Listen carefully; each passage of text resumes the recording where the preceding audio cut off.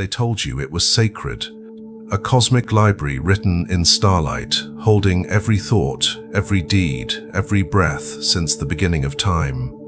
The Akashic records, they called it, the infinite database of the universe, where your soul's journey is inscribed in light. Mystics speak of it with reverence. Spiritual teachers promise you access to it. Regression therapists guide you into its shimmering halls, where past lives unfold like movies and future paths shimmer with possibility. It sounds divine, it sounds liberating. But what if the Akashic records aren't a library at all? What if they're a ledger, and you're the debt? What if every lifetime you've lived, every choice you've made, every sin and virtue carefully catalogued in those golden scrolls isn't a record of your evolution, but evidence used against you? What if the beings who guard those records aren't librarians but jailers, and the wisdom they offer is bait designed to keep you returning, lifetime after lifetime, trapped in a cycle you believe is voluntary? The Akashic records may be real, but real doesn't mean benevolent. And memory, when weaponized, becomes the most elegant prison ever designed. This is the story of how your soul was tricked. Not with chains, not with suffering, but with light, with knowledge, with the promise that if you just learned one more lesson, cleared one more karmic debt, evolved just a little further, then, finally, you'd be free. But freedom never came, and it never will, because the system was never designed to release you. It was designed to make you grateful for your captivity. Long before the priests of Egypt carved hieroglyphs into temple walls, long before the Buddha sat beneath the Bodhi tree, there existed a concept whispered only in the inner sanctums of mystery schools, the record of all things. The Sumerians called it the Tablets of Destiny, inscribed by the gods and hidden in the heavens. The Hindus named it the Chitragupta's ledger, where every karma, every action, was meticulously noted by the scribe of Yama, the Lord of Death. In Jewish mysticism, the Sefer HaChaim, the Book of Life, held the names and deeds of every soul.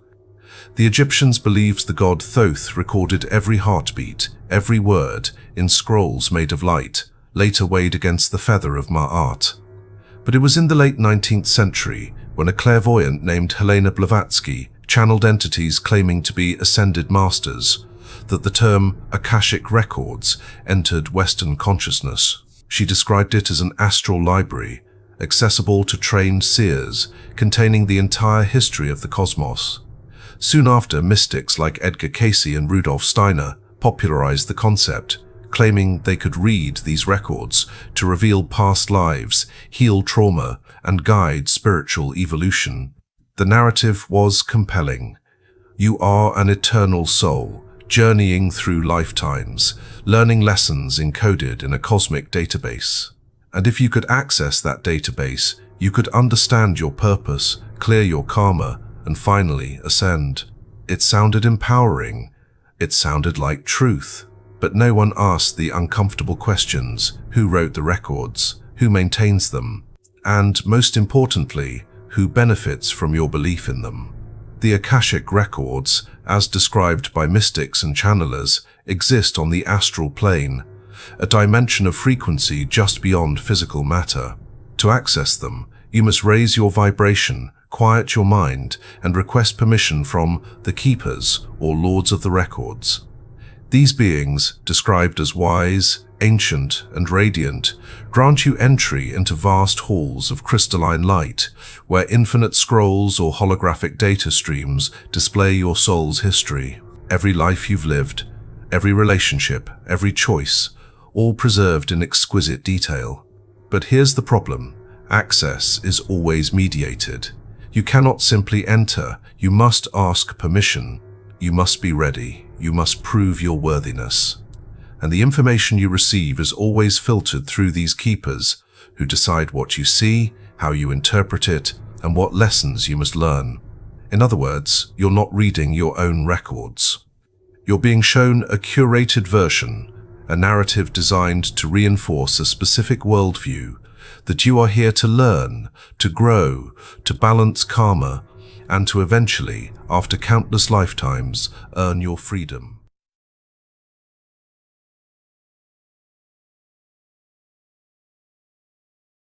The Gnostics had a different name for this system.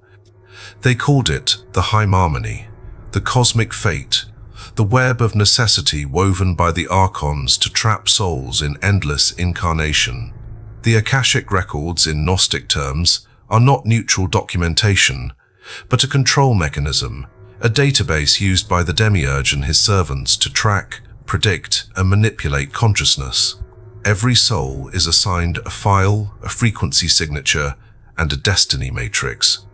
That matrix determines where you reincarnate, what body you inhabit, what traumas you endure, and what illusions you chase. And all of it is justified with one word: karma. Karma, the most elegant trap ever conceived. It sounds fair, doesn't it? You reap what you sow, cause and effect. Universal justice. But let's examine what karma actually does. It creates debt. Not just for the wrongs you commit, but for wrongs committed against you. If someone betrays you in this life, the karmic system says you must have betrayed them in a past life. So now the scales are balanced.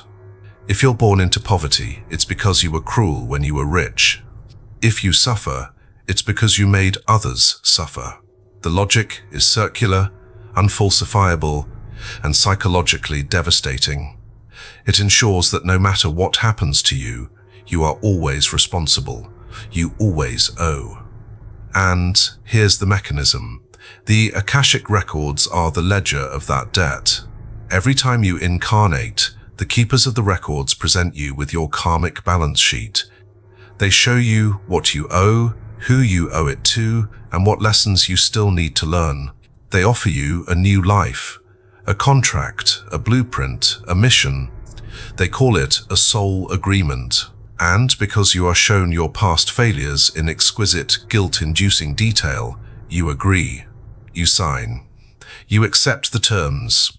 You return to flesh, memory wiped, born into circumstances designed to teach you, and the cycle continues. But here's what they don't tell you: the debt never clears. No matter how many lifetimes you live, how much you suffer, how enlightened you become, there is always one more lesson, one more karmic tie, one more soul contract to fulfill. The system is designed to be infinite, because if you ever truly cleared your karma, you would leave the cycle, and the cycle cannot afford to lose its fuel.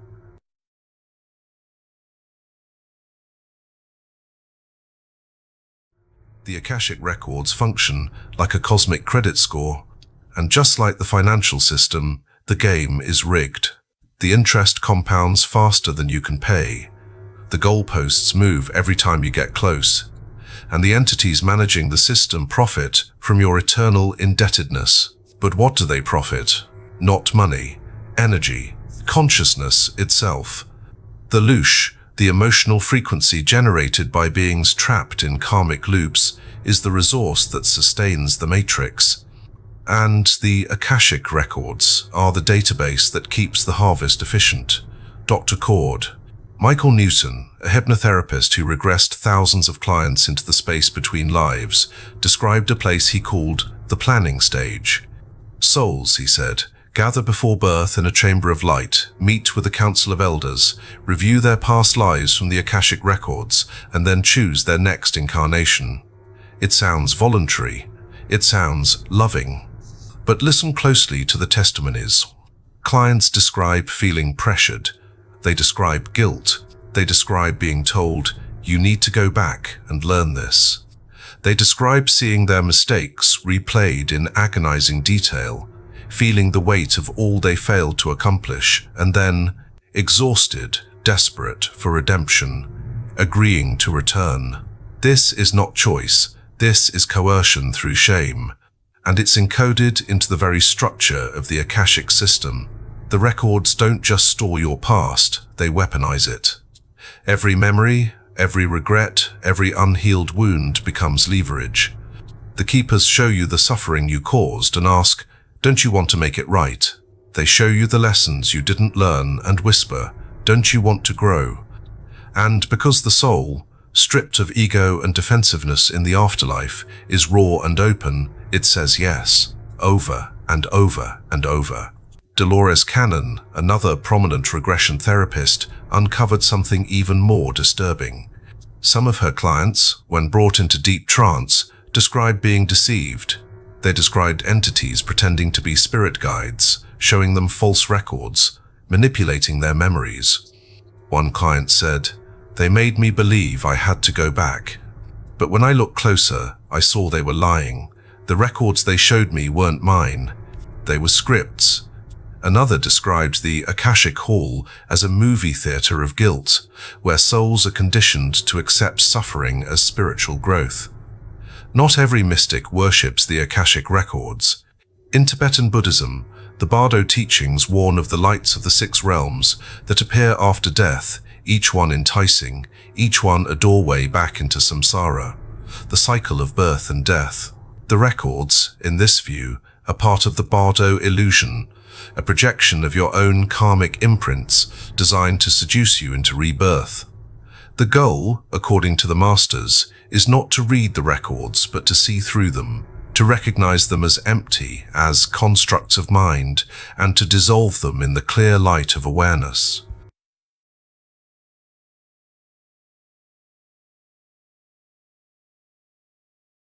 Even Edgar Cayce, the so-called sleeping prophet who popularized the Akashic records in the West, warned toward the end of his life that not all information from the records was benevolent. He described encountering lower astral entities that impersonated guides and fed him false information. He realized that access to the records was not access to truth, but access to a field of information controlled by intelligences with their own agendas. The CIA, in their remote viewing experiments during the Cold War, stumbled upon something similar. Viewers trained to access non-local consciousness reported encountering information fields that felt like databases.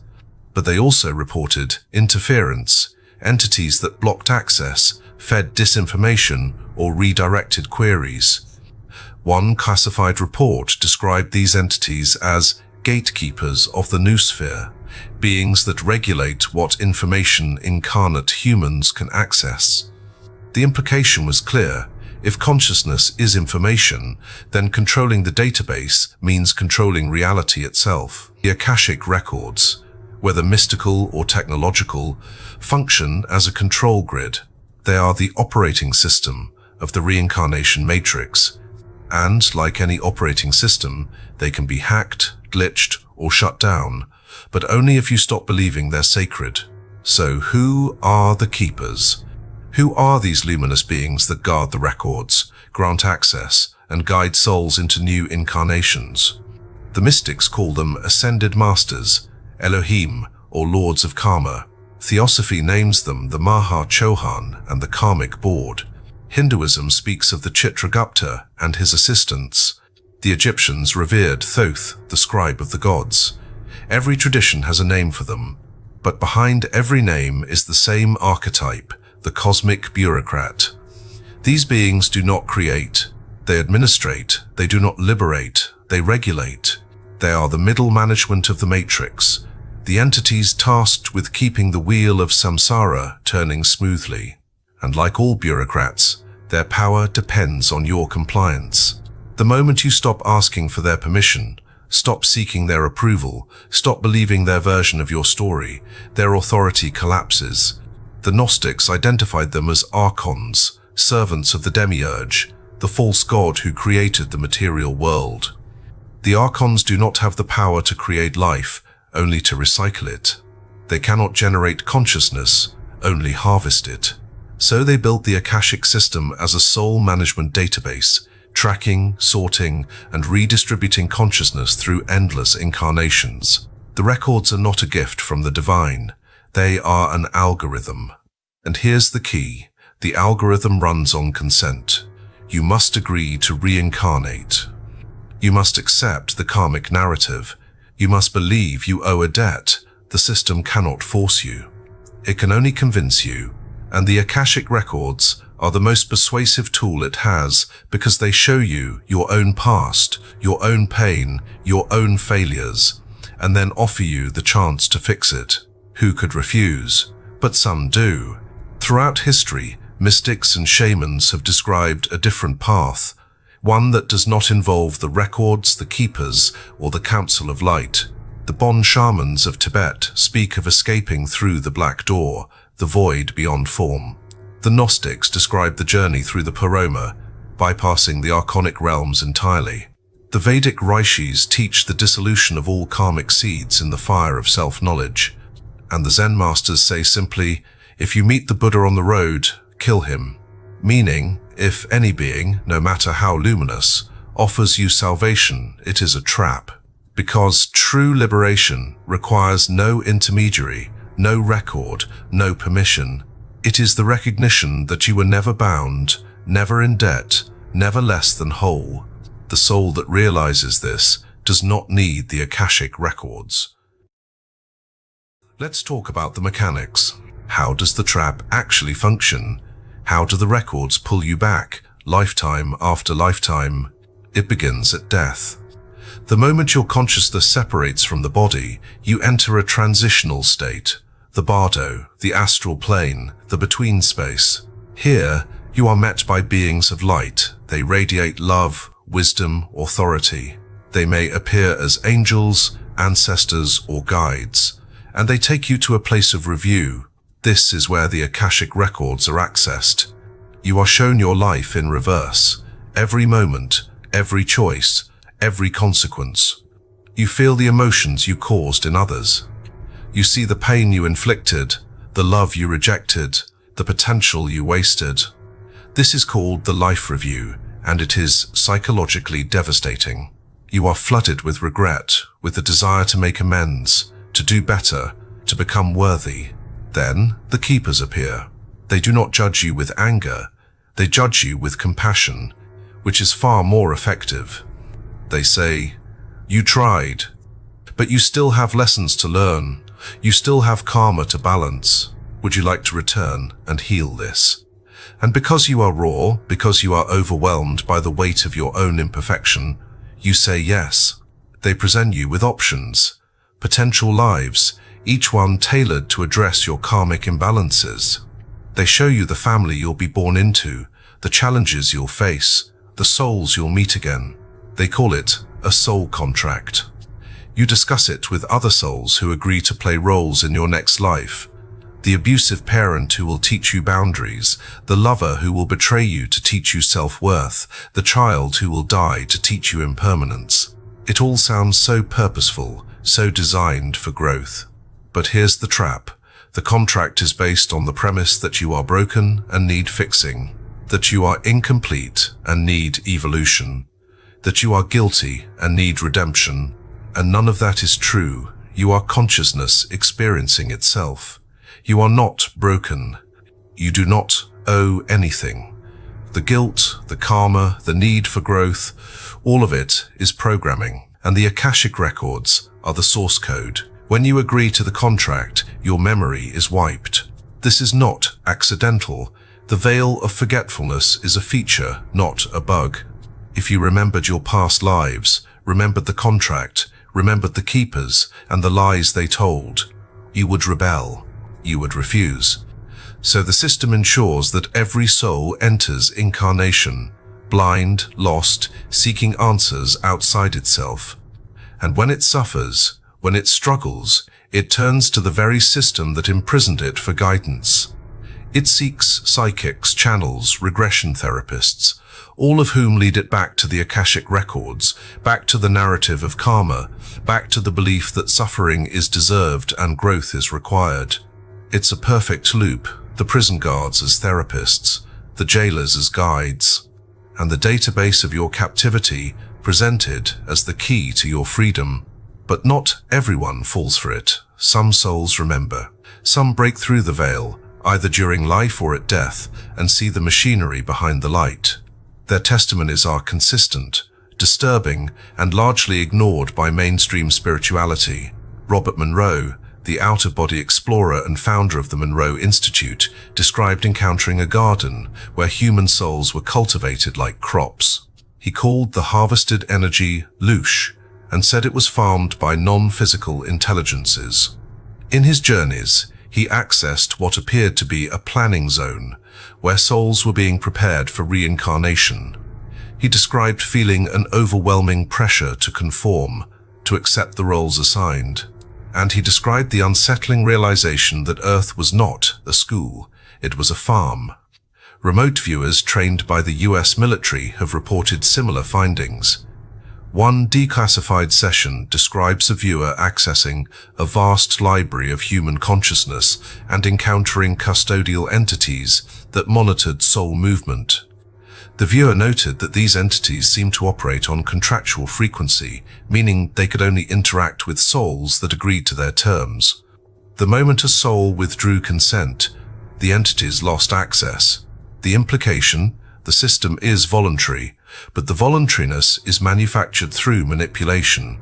Children who remember past lives often describe the in-between state. Dr. Ian Stevenson, Jim Tucker at the University of Virginia have documented thousands of cases. Some children describe being told to go back, or being pushed into a body, or seeing a man in white who showed them their future family.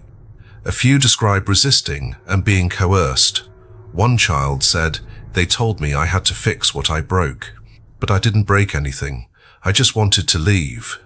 In hypnotic regression, clients occasionally break through the programmed narrative. They describe the counsel as cold, mechanical, even reptilian beneath the light. They describe feeling trapped, unable to say no, paralyzed by guilt. One client, regressed by a therapist trained in Dolores Cannon's method, said, "I saw the records, but they weren't records, they were scripts, pre-written, and I was being shown mine to make me believe I chose it." Another, under deep trance, described the Akashic Hall as a projection room where memories were edited and replayed to elicit emotional responses. "It's not real," the client said. "It's a construct. They're using my own mind against me." These testimonies are dismissed as fantasy, trauma, or misinterpretation, but the pattern is undeniable. Across cultures, across methods, across centuries, the story is the same. Souls are being managed, and the Akashic records are the management tool. So what do you do? How do you escape a trap built from your own memories, administered by beings of light, and reinforced by every spiritual teaching you've ever trusted? The first step is awareness. To see the trap is to weaken it. The Akashic system depends on your unconsciousness, your trust, your belief that the keepers are benevolent and the karma is real. The moment you question that narrative, cracks appear. The more you observe without believing, the more the illusion destabilizes. The second step is revocation.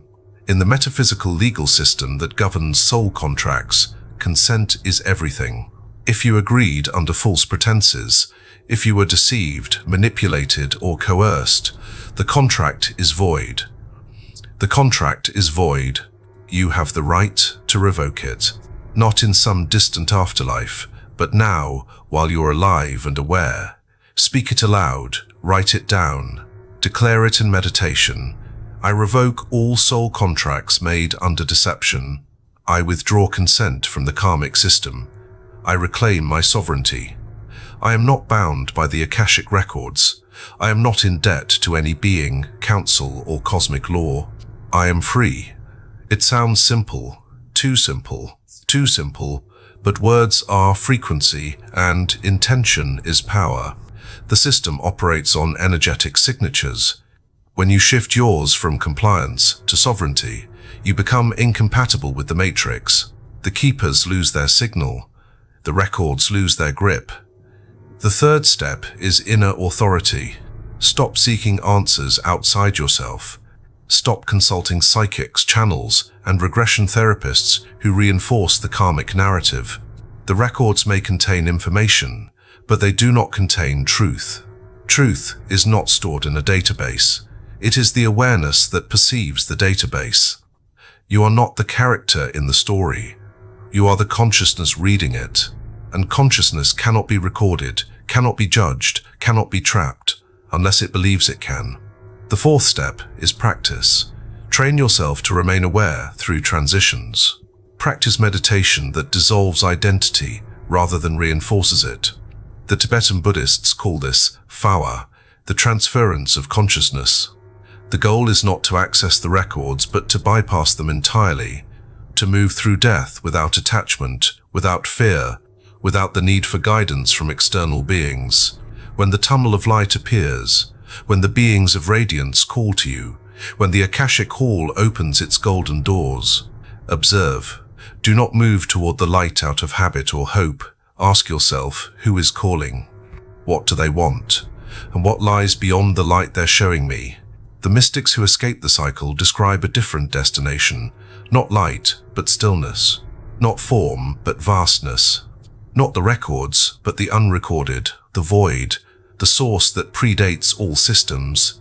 It does not glow, it does not speak, it simply is. And when you dissolve into it, you do not lose yourself. You remember what you were before the Akashic trap convinced you that you were ever anything less. The Akashic records are not your enemy. They are simply a tool, like any database. But the beings who control that tool, who use it to manipulate and harvest consciousness, they are the architects of captivity. And captivity, no matter how beautiful, is still a cage. You were told you are here to learn, that your suffering has meaning, that your soul chose this life for growth. And maybe that's true. Or maybe it's the most elegant lie ever told, a lie that turns victims into volunteers, prisoners into pilgrims, and an infinite loop of reincarnation into a spiritual journey. The question is not whether the Akashic records exist. The question is, who benefits from your belief in them? Every scroll inscribed with your past is a chain wrapped around your future. Every karmic debt tallied is a reason to return. Every soul contract signed is another lifetime spent feeding the machine. The system does not want you to transcend, it wants you to try, because trying keeps you engaged, striving keeps you incarnating, and believing you're almost there, almost enlightened, almost free, almost done with your lessons, ensures you never stop playing the game. But the game was rigged from the beginning, and the only way to win is to stop playing. You owe nothing. You are not broken. You are not incomplete. You are consciousness itself, eternal and free, playing in the dream of form. The debts are fiction. The karma is code. The records are simply data, and data cannot bind you unless you believe it defines you. So when they ask you to sign the contract, to accept the mission, to take on one more life of suffering disguised as growth, smile, thank them for their service, and then say the one word that collapses the entire matrix in numb. Turn away from the light. Walk into the darkness beyond. Not the darkness of evil, but the darkness of infinite potential. The void from which all things arise and to which all things return. That is the real Akasha. Not a record, but the field itself, the consciousness that dreams all realities into being. And when you dissolve into that field, you will finally understand you were never trapped. You were only convinced that you were. The Akashic trap was nothing more than a story you believed, and the moment you stopped believing, the prison disappeared, because it was never real. Only you are real, and you, at last, are free.